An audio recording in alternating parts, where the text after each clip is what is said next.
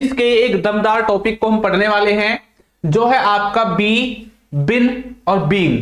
आज इसको बिल्कुल बेसिक से देखेंगे। जो बच्चा अब तक इनमें कंफ्यूज होता रहता है, आज के बाद वो इनमें कभी कंफ्यूज नहीं होगा। ठीक है, तो चलिए क्लास को शुरू करते हैं और ज्यादा टाइम खराब नहीं करते हैं। ठीक है, तो सबसे पहले यहां पर हमें एक चीज को ध्यान में रखना है, वो क्या है कि देखो हमने हर चीज की फॉर्म्स पढ़ी हैं या नहीं पढ़ी है? पढ़ी होंगी जरूर आपने, है ना। जैसे आपने गो की फॉर्म्स पढ़ी होगी, अलग अलग पढ़ी है ना। और जैसे आपने और भी बहुत सारी फॉर्म्स हैं, तो जैसे गो की अलग अलग फॉर्म्स होती हैं। जैसे गो की हो गई दूसरी फॉर्म वेंट, है ना। थर्ड फॉर्म हो गई इसकी गॉन, ठीक। फोर्थ फॉर्म हो गई इसकी गोइंग। इसी तरह से इसकी फिफ्थ फॉर्म यानी कि पांचवी फॉर्म हो गई गोस। ठीक है, अब आप बोलेंगे सर पढ़ाने तो बी, बिन और बीइंग आए थे, गो वेंट कौन कहां से पढ़ाने लगे? यहीं से इसका बेसिक जो है वो स्टार्ट होता है। ठीक है, ये क्या है? ये मेन वर्ब की फॉर्म्स है। क्या है? मेन वर्ब की फॉर्म्स। ठीक है, अब जैसे इसकी फॉर्म्स चली हैं, उसी तरह से आपने देखा होगा कभी ना कभी डू की भी फॉर्म्स होती है ना, डू की फॉर्म्स। जैसे डू हो गया, सेकंड फॉर्म हो गई डिड, ठीक है। उसके बाद आपकी आती है डन, है ना। फिर आपकी आती है डूइंग, ये फोर्थ फॉर्म होती है। ठीक है, और लास्ट में आती है डज। लेकिन यहां पर तो एक चीज है, वो क्या है कि इनमें से जो हमारा डू है, जो हमारा डिड है और जो हमारा डज है, ये जो तीन यहां पे शब्द मैंने यानी कि इसकी फॉर्म्स अलग अलग लिखी हुई हैं, इनको तो हम हेल्पिंग वर्ब की तरह भी इस्तेमाल करते हैं या नहीं करते हैं? बताओ, करते हैं, है ना। जब इसको हेल्पिंग वर्ब की तरह इस्तेमाल करते हैं तो ऐसे ही आपकी एक फॉर्म और आपने देखी होगी हैव। अब कुछ लोग ये नहीं जानते कि हैव को भी हम मेन वर्ब और हेल्पिंग वर्ब दोनों तरह से इस्तेमाल कर सकते हैं। जानते हैं? कुछ नहीं जानते, कुछ जानते होंगे, है ना। जो रेगुलर हमारी क्लासेस लेते हैं उनको तो पता है कि हैव को हेल्पिंग वर्ब और मेन वर्ब दोनों तरह से हम इस्तेमाल कर सकते हैं, है ना। अब देखो हैव जो है इसकी सेकंड फॉर्म क्या है? सेकंड फॉर्म है हैड, है ना। इसकी थर्ड फॉर्म क्या है सर? थर्ड फॉर्म भी हैड है। फोर्थ फॉर्म क्या है सर? फोर्थ फॉर्म है हैविंग। क्या है? हैविंग। और फिफ्थ फॉर्म है हैज। इसमें से भी वही चीज निकल के आई कि जो हमारा हैव है, हैड है और यहां पे हैज है, इसको हम किसके तरह इस्तेमाल करते हैं? Main verb plus helping verb, यानी कि इसको अलग अलग मतलब तरीके से हम सीखते हैं। ठीक है, अलग अलग फॉर्म्स में इसको डिवाइड किया जाता है। अभी हमने पीछे की क्लास में देखा था। ठीक है, चलो अब यहां पर देखो बी के अंदर एक तो आपने हेल्पिंग वर्ब देखी है, जैसे इज एम आर हो गया। ठीक है, is am are, was were, या इसके अलावा विल से रिलेटेड जितनी भी हेल्पिंग वर्ब है वो। ठीक है, एक तो ये आती है। एक आपका यहां पर बी के साथ क्या आता है? बी के इस्तेमाल होता है कहां पे? पैसिव वॉइस में, पैसिव वॉइस में। ठीक है, अब पैसिव वॉइस में कैसा स्ट्रक्चर होता है? देखो पैसिव वॉइस ऐसा नहीं है सिर्फ एक ही तरह के होते हैं। पैसिव वॉइस आप कई तरह से बना सकते हैं। ठीक है, पैसिव वॉइस में मॉडल्स वाले भी होते हैं, टेंसेस वाले भी होते हैं और भी होते हैं। ठीक है, तो एक तो होता है आपका मॉडल्स वाला, यानी कि जिसमें सबसे पहले मॉडल वर्ब होगी, उसके बाद आपको बी देखने को मिलेगा और फिर वर्ब की थर्ड फॉर्म देखने को मिलेगी। एक आपका होता है ये वाला स्ट्रक्चर, जैसे कि मैंने एग्जांपल लिया यहां पे, अभी जो पहले लिया था उसी को ले लेते हैं। मैंने बोला इट शुड बी डन। क्या बोला? It should be done. ये जो है इट शुड बी डन, इस सेंटेंस में हमने देखा कि सबसे पहले क्या है? शुड है, यानी कि हमारा मॉडल वर्ब है। उसके बाद हमने देखा बी, जैसे कि स्ट्रक्चर कहता है। फिर डू की थर्ड फॉर्म लिखी हुई डन, जो यहां लिखा हुआ है। इसका मतलब तीनों चीज मैच कर गई, तो ये सेंटेंस हमारा किसका हो जाएगा? पैसिव का हो जाएगा। ये सेंटेंस हमारा किसका है? पैसिव वॉइस का है। ठीक है, तो इस तरह से भी आपको पैसिव वॉइस के सेंटेंसेस देखने को मिल सकते हैं। इसके अलावा आपको दूसरी भी तरह का मिल सकता है, जिसमें आपको पहले मिलेगी हेल्पिंग वर्ब लिखी हुई। अभी तक हमने मॉडल वर्ब वाला देखा, अब यहां पर शुड की जगह कोई भी मॉडल वर्ब आ सकता है, ये बात आपको याद रखनी है। ठीक है, तो अब आपको पहले मिलेगी हेल्पिंग वर्ब। हेल्पिंग वर्ब के बाद आपको सेंटेंस में देखने को मिलेगा टू, फिर आपको देखने को मिलेगा बी। क्या मिलेगा? बी। फिर से आपको वर्ब की थर्ड फॉर्म देखने को मिलेगी।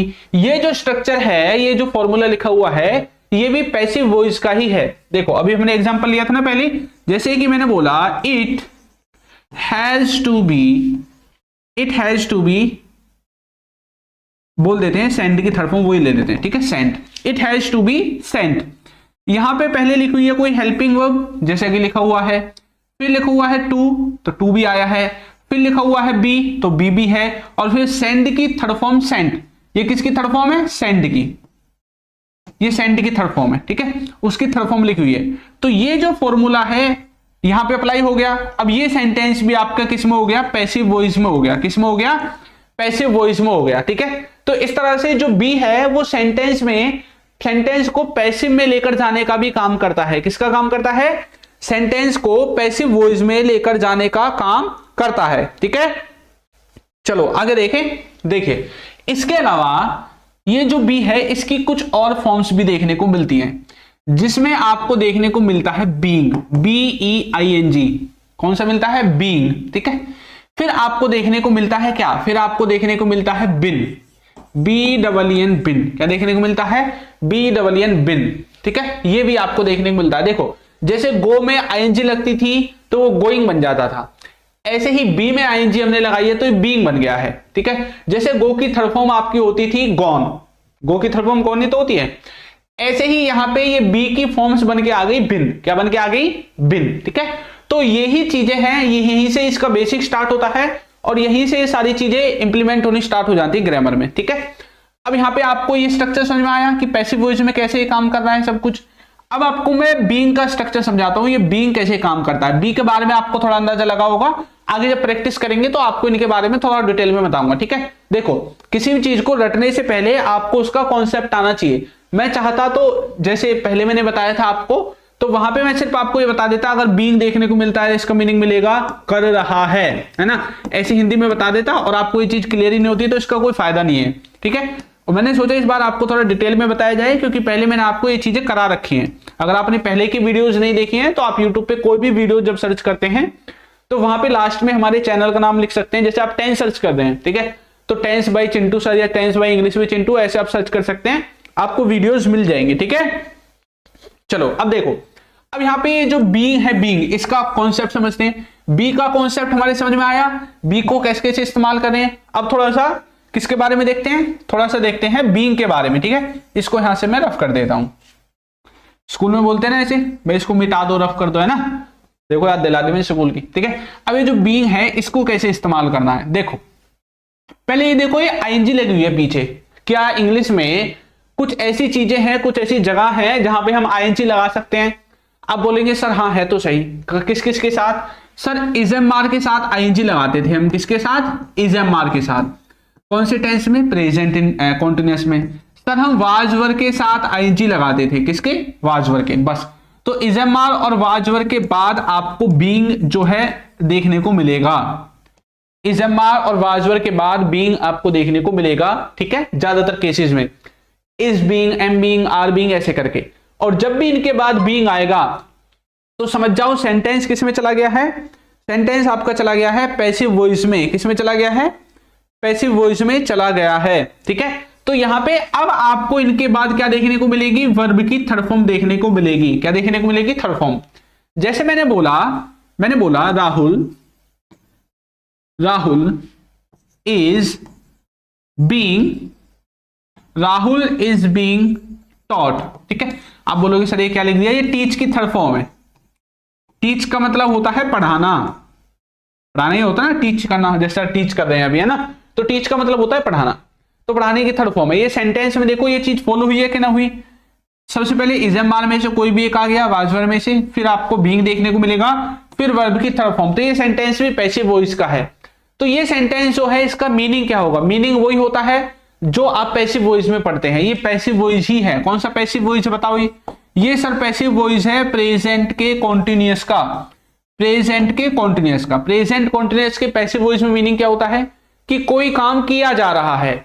तो यहां पे काम क्या किया जा रहा है, राहुल को पढ़ाया जा रहा है। Rahul is being taught. ठीक है, तो राहुल को पढ़ाया जा रहा है। तो इस तरह से आप सेंटेंस में बीइंग को जो है ले सकते हैं। किसको, इस तरह से सेंटेंस में बीइंग को आप लगा सकते हैं। ठीक है, चलिए तो देखो अभी ना एक न्यू सीरीज स्टार्ट होगी। अब आपकी जो बीच में जो क्लासेज होती है ना, मतलब जैसे लाइव क्लास तो चलती है, लाइव क्लास के अलावा जो बीच में जो दिन होते हैं, है ना, जिस दिन लाइव क्लास नहीं होती है उस दिन आपकी एक वीडियो आती है, आपको पता है। अभी उसी में एक आपकी नई सीरीज स्टार्ट होगी न्यू। ठीक है, जिन बच्चों को नहीं पता उनको बता देता हूं।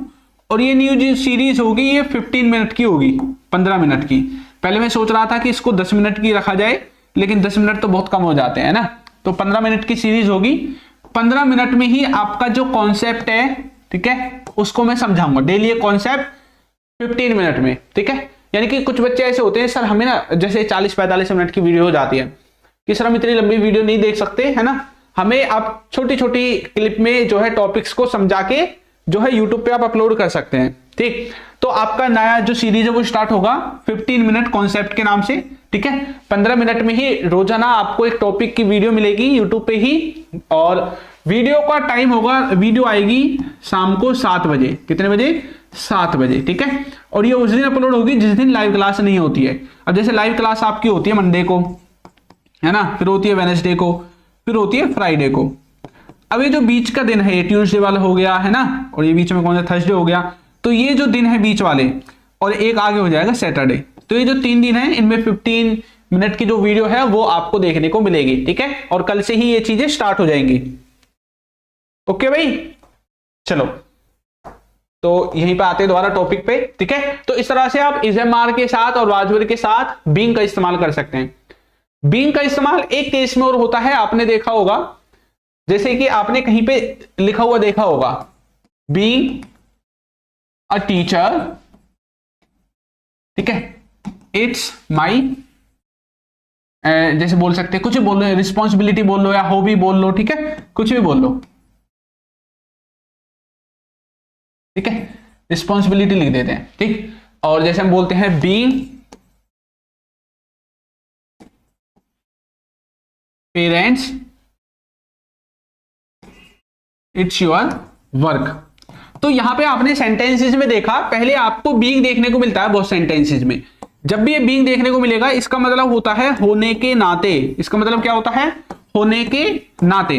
कहीं पर भी आपको देखने को मिले, ज्यादातर 90% केसेस में आपका जो मीनिंग है वो यही देखने को मिलेगा, होने के नाते। जैसे बीइंग अ टीचर यानी कि टीचर होने के नाते, ठीक है, इट इज माई रिस्पॉन्सिबिलिटी, तो ये मेरी क्या है, रिस्पॉन्सिबिलिटी है, जिम्मेदारी है। ऐसे ही बीइंग पेरेंट्स, तो पेरेंट्स यानी कि पेरेंट्स होने के नाते इट्स योर वर्क, ये तुम्हारा क्या है, काम है, ठीक है। तो इसी तरह से अगर आपको कहीं पे किसी सेंटेंस की शुरुआत में बीइंग देखने को मिलता है तो इसका मतलब होता है होने के नाते, कुछ होने के नाते, ठीक है। चलिए अब आगे आपको एक कॉन्सेप्ट और क्लियर कराता हूं इसमें, जो है आपका बिन, क्या है, बिन, ठीक है, बिन। ये बिन क्या, बिन का क्या चक्कर है समझो, बिन को समझो कि ये क्या है, थर्ड फॉर्म है, क्या है, बिन आपकी थर्ड फॉर्म है, क्या है, बिन थर्ड फॉर्म है। जैसे अभी हमने पीछे समझा था बीइंग, है ना, बीइंग को हमने क्या समझा था, ये इसको समझा था वर्ब की फोर्थ फॉर्म, यानी कि वर्ब की पहली फॉर्म में आईएनजी वाली फॉर्म, क्योंकि ये जो यहाँ पे बी लिखा हुआ है, बी, ये क्या है, ये वर्ब की पहली फॉर्म है, क्या है, वर्ब की पहली फॉर्म है, ठीक है। इसी तरह से जो बिन है इसको आप वर्ब की थर्ड फॉर्म समझो। अब जहां जहां पे वर्ब की थर्ड फॉर्म जिन जिन हेल्पिंग वर्ब्स के साथ लगती है वहां वहां पे सेंटेंसेस में आप बिन को लगा सकते हैं। किसको लगा सकते हैं, बिन को। जैसे आपने देखा होगा हम बिन को, जैसे हैज है, हैव है, ठीक है, इनके साथ थर्ड फॉर्म लग सकती है। जैसे हैड है इसके साथ लग सकती है, जैसे विल हैव है इसके साथ लग सकती है, विल हैव। इन सब के साथ क्या लगती है, वर्ब की थर्ड फॉर्म लगती है, तो इनके साथ हम बिन को लगा सकते हैं, has been, have been, had been, will have been, ऐसे इनके साथ हम बिन को लगा सकते हैं, ठीक है। और जब भी इनके साथ बिन लगेगा और इनके बाद आपको वर्ब मिलेगी कौन सी, थर्ड फॉर्म, कौन सी मिलेगी, थर्ड फॉर्म, थर्ड फॉर्म। जब भी इनके साथ वर्ब की थर्ड फॉर्म आपको देखने को मिलेगी इन सब के साथ, तो सेंटेंस किसका हो जाएगा, सेंटेंस हो जाएगा पैसिव का। किसका हो जाएगा, सेंटेंस हो जाएगा पैसिव वॉइस का, ठीक है। तो यहां पे जो सेंटेंस है आपका पैसिव वॉइस की तरह काम करेगा, ओके। चलिए एक और है किट्टू, सर जी स्लो होकर बोलो। भाई स्लो ही तो बोल रहे हैं और कितना स्लो बोले इसमें, है ना। चलो ठीक है, तो यहां पे आप क्या करोगे, पैसिव वॉइस की तरह होगा। अब देखो एग्जांपल देखो, जैसे मैंने बोला नेहा, ठीक है, इनमें से ले लेते हैं, हेड ले लेते हैं या हैज, हम कुछ भी ले लो, ठीक है।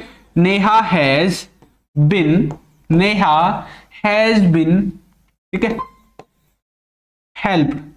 अच्छा हेल्प लिखें या कुछ और लिखें बताओ, नेहा हैज बिन टॉट लिख देते हैं ना, टॉट इंग्लिश। अब आपको ज्यादा समझ में आएगा। देखो ये जो नेहा, ठीक है, इस पर एक्शन किया गया है, इसका मतलब यह है क्योंकि पैसिव वॉइस में जो सबसे पहले होता है ना, इस पर ही एक्शन किया जाता है, इस पर ही एक्शन का प्रभाव होता है। तो Neha has been taught, Neha को पढ़ाया गया है। क्या पढ़ाया गया है भैया? इंग्लिश, इंग्लिश पढ़ाया गया है। तो ये सेंटेंस भी आपका क्या हो जाएगा? पैसिव वॉइस में।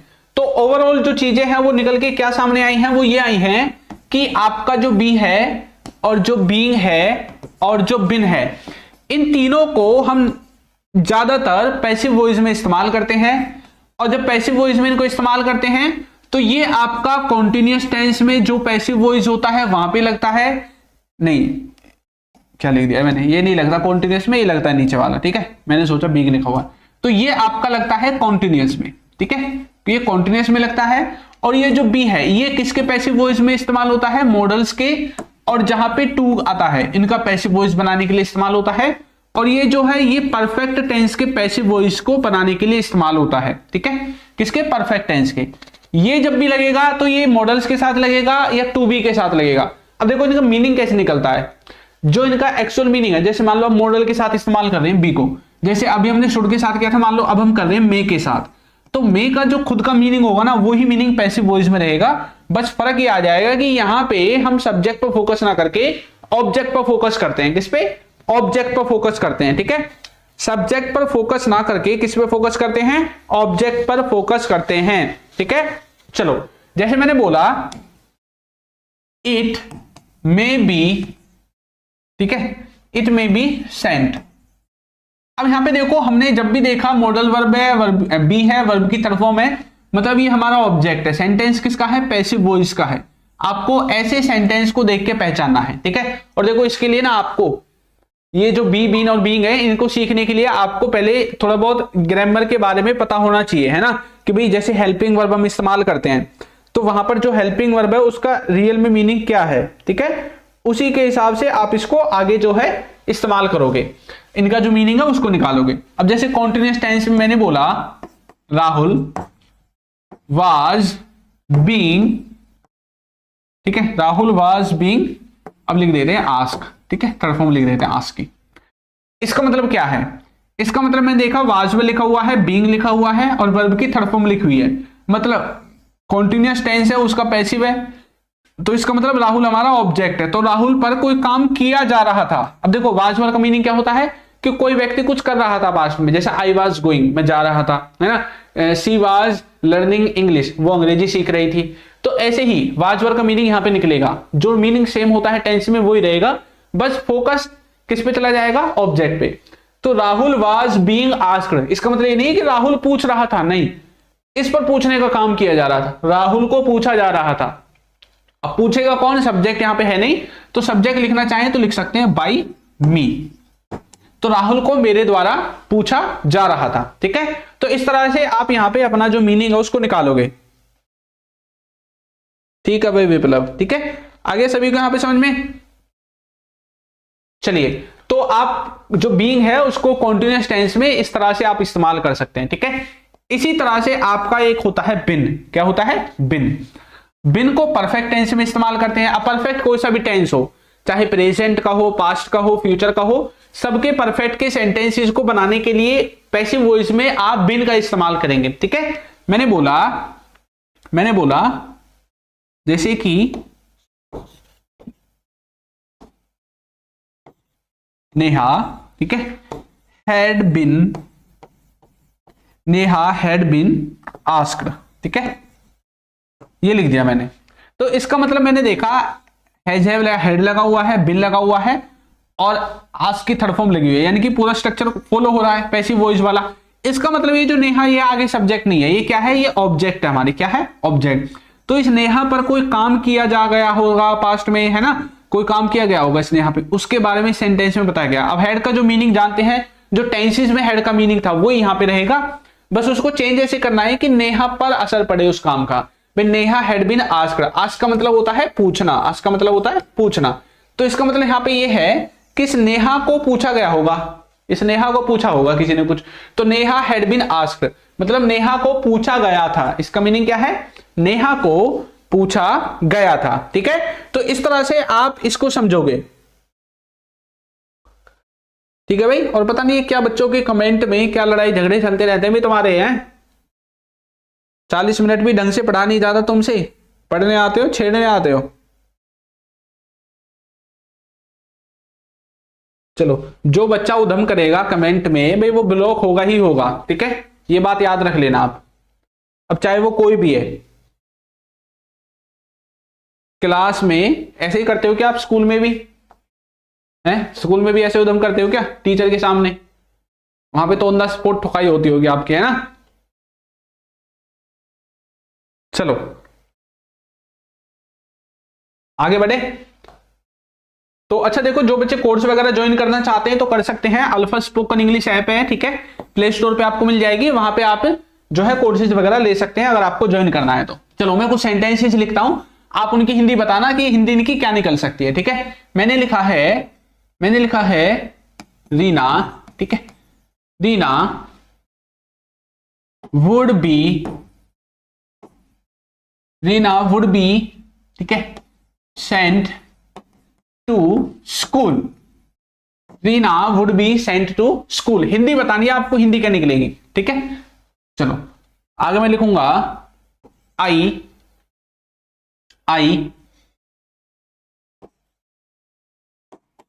had to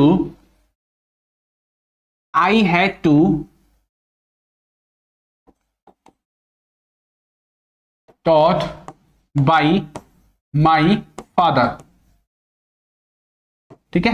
I had to taught, नहीं ऐसे लिखते हैं, आई हैड टू, देखो इसको ऐसे बनाते हैं, इसको थोड़ा पीछे लिखते हैं ना, आई हैड टू ऐसे, I had to be taught my father. Third number पे लिखेंगे सी या फिर we have been asked about my friends, ठीक है, we have been asked about my friends. Fourth number पे है he was being, ठीक है, he was being,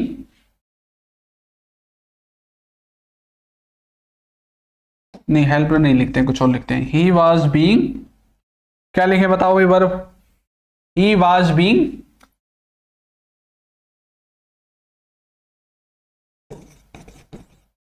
seen by his sister, ठीक है। चलो बताओ, अब ये जो यहां पे मैंने 4 सेंटेंसेस लिखे हैं इनका हिंदी में मीनिंग बताओ, और ये बताओ कि ये जो है कौन कौन से टेंस के हैं, ठीक है, पैसिव वॉइस में बनाए गए हैं या कैसे बनाए गए हैं,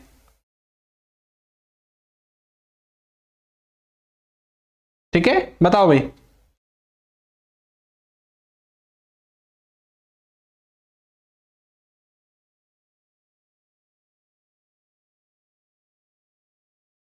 देखो पहला जो सेंटेंस है, Reena would be sent to school, ठीक है। अच्छा देखो, आपको मीनिंग में कैसे पता करना है, पहले तो आपको स्ट्रक्चर याद होना चाहिए जो मैंने बताया है, ठीक है। हमने देखा कि यहाँ पे एक मॉडल वर्ब लगी हुई है, ये क्या है, मॉडल, ठीक है। मॉडल वर्ब के बाद बी लगा हुआ है, फिर वर्ब की थर्ड फॉर्म लगी हुई है, तो सेंटेंस किसका हो गया, पैसिव वॉइस का।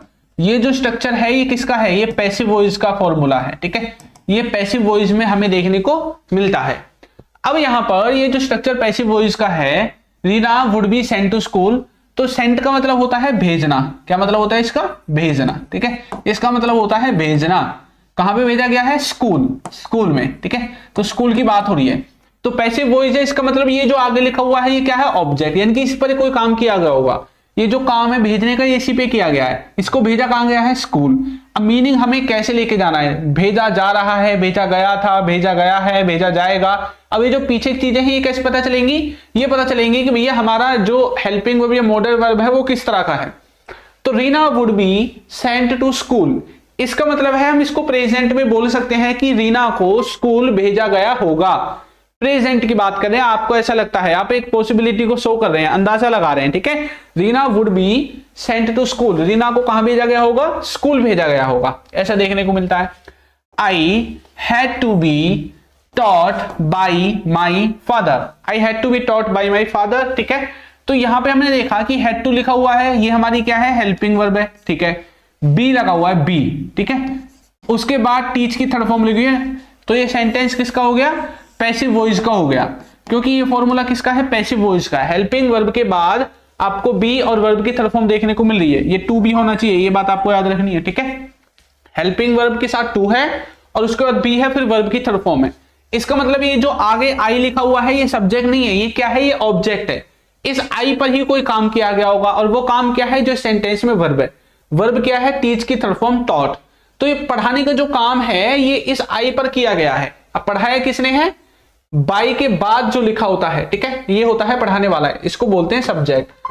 क्या है ये, सब्जेक्ट। आपने देखा होगा सब्जेक्ट को लिखते हैं बाई प्लस में सब्जेक्ट, ऐसे ही तो लिखते हैं पैसिव वॉइस में, है ना। तो ये बाई इसलिए आता है। तो यानी कि इसको पढ़ाने का काम किया था इसके पापा ने पास्ट में, ये हम बताना चाहते हैं। अब ये पास्ट में लेके जाना है प्रेजेंट में, ये हमारी कौन बताती है, हेल्पिंग वर्ब। तो यहां पे क्या लगा हुआ है, हेड लगा हुआ है, क्या, हेड, ठीक है। तो यहां पे हेड को देख करके आपको जो मीनिंग है अपना, वो मीनिंग निकालना है। तो I had to be taught by my father, तो मुझे मेरे पापा के द्वारा पढ़ाया गया था या पढ़ाया जा चुका था, ठीक है। ऐसा जो मीनिंग है वो हमें यहां पे देखने को मिलेगा। तो ये सेंटेंस आपका किसका हो जाएगा, देखो हेड कहां पे लगता है, एक बार पहले ये मुझे बताओ, हेड सर कहां पे लगता है, हेड लगता है पास्ट के परफेक्ट टेंस में, उसी में लगता है, या प्रेजेंट में लगता है, पास्ट में, ठीक है। और यहाँ पे वुड तो मॉडल वर्ब, इसका तो कोई टेंस ही नहीं है ना, बाकी इसको हमने प्रेजेंट की पॉसिबिलिटी के हिसाब से बनाया है, ठीक है। आगे देखो, आगे क्या लिखा हुआ है, we have been asked about my friends, we have been asked about my friends.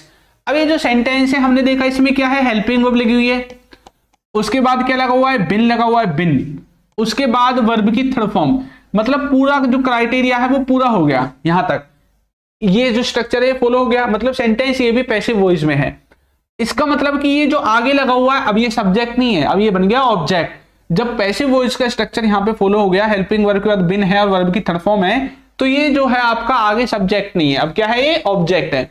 तो इसका मतलब इस सेंटेंस में जो भी वर्ब है, जो भी काम है, जैसे पूछने का काम है, ये काम इससे किया गया है। ये जो आगे होता है ना, फिर उससे ही वो काम करवाया जाता है, या उससे वो काम किया जाता है, या उसके ऊपर वो काम किया जाता है। तो इससे पूछने का काम किया गया है, ये आस्क का मतलब होता है पूछना, पूछने का काम किया गया है वी से। तो वी हैव बीन आस्क्ड, हमें पूछा गया है, मुझे पूछा गया है या हमें पूछा गया है। अब पूछा किसके बारे में गया है, अबाउट का मतलब होता है माई फ्रेंड्स, माई फ्रेंड्स मेरे दोस्तों के बारे में। तो वी हैव बीन आस्क्ड, मुझे पूछा गया है किसके बारे में, अबाउट माई फ्रेंड्स, मेरे दोस्तों के बारे में मुझे पूछा गया है, ठीक है।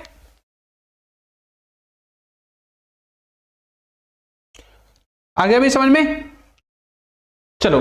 तो इस तरह से आप सेंटेंस का जो मीनिंग वो निकालेंगे, ठीक है। अगर किसी बच्चे को टेंसेस नहीं आते हैं, नॉर्मल टेंस मॉडल्स नहीं आते हैं, तो इस बी, बिन और बीइंग वाला जो टॉपिक है ना, इसको शुरू में थोड़ा स्किप करें, ठीक है। क्योंकि ऐसा नहीं है कि आपको ये डायरेक्ट समझ में आ जाएगा। और वीडियो को भी भाई लाइक कर दिया करो, ठीक है। और जो क्लासेस का टाइम है ना, वो टाइम भी पता होगा जी ना, खुशवाहा। क्लासेस का टाइम है, मंडे को हमारी क्लास लगती है, यहीं पे लिख देता हूं, है ना। मंडे को लगती है, वेनेसडे को लगती है, और कब लगती है भाई, फ्राइडे को, ठीक है। 3 दिन क्लास लगती है, रात को 8 बजे 8 PM। तो जो बच्चा इंग्लिश सीखना चाहता है, रात को 8 बजे हमसे जुड़ सकता है, ठीक है।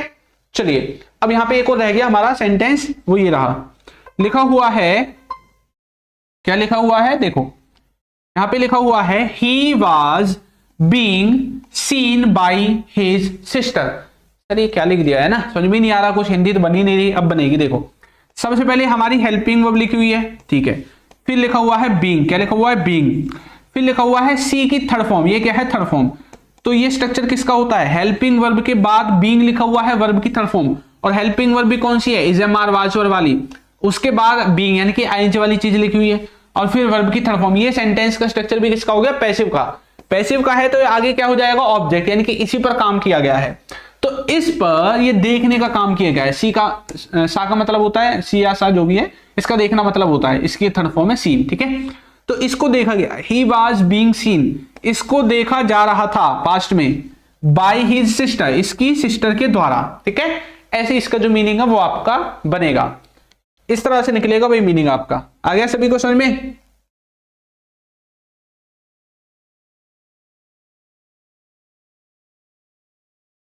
चलिए, तो आज की क्लास में इतना ही, ठीक है। अगर कोई बच्चा ऐसा है जिसको क्लासेस, पेड वाली क्लासेस चाहिए, तो एप्लीकेशन डाउनलोड कर लेना, आपको मिल जाएगी, ठीक है भाई। और क्लास में शोर शराबा कम किया करो, यहाँ पे फोकस ज्यादा किया करो पढ़ने पे, ठीक है। चलिए, अब हम मिलेंगे नई क्लास में नए टॉपिक के साथ। प्रिया सिंह बोल रही है कि सर क्या कोर्सेज में आप ही पढ़ाते हैं या कोई और? भाई कोर्सेज में मैं ही पढ़ाऊंगा, कोई और क्यों पढ़ाएगा, है ना। बाकी जो हमारे कोर्सेज है ना, ये देखो, ये कोर्स रिकॉर्डेड है, ठीक है, ये रिकॉर्डेड कोर्सेज हैं, ठीक है, ये रिकॉर्डेड बैच है सभी। लेकिन इनमें आपको डाउट ग्रुप मिलता है, ठीक है, डाउट ग्रुप मिलता है। आप अपना जो भी डाउट वगैरह होता है आपका, आप अपना डाउट पूछ सकते हैं, ठीक है। चलिए, अब मिलेंगे नई क्लास में नए टॉपिक के साथ, ठीक है। तब तक के लिए सभी बच्चों को good night, tata, bye bye.